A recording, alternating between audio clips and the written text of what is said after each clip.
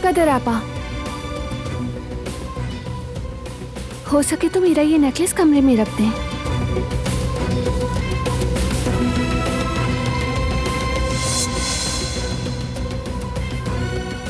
ठीक है। शुक्रिया।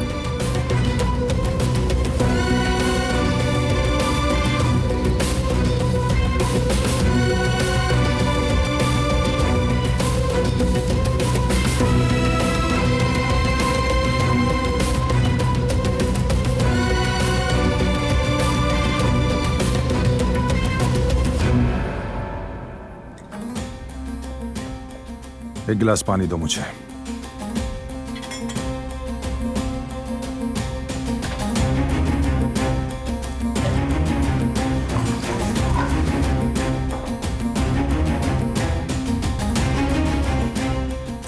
हवेली में बहुत खामोशी है, सब लोग कहाँ हैं? आजाद साहिबा और कुदरत साहब आराम कर रहे हैं। और बारान साहब? बारान साहब और दुल्हन बीबी के मेहमान आए हुए हैं।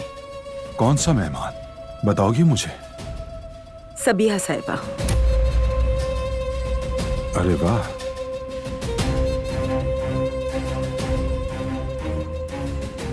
फिर तो मेरी भी उनसे एक मुलाकात बनती है। लेकिन बारान साहब ने सख्ती से हुक्म दिया है, कहा है कोई उन्हें परेशान न करे।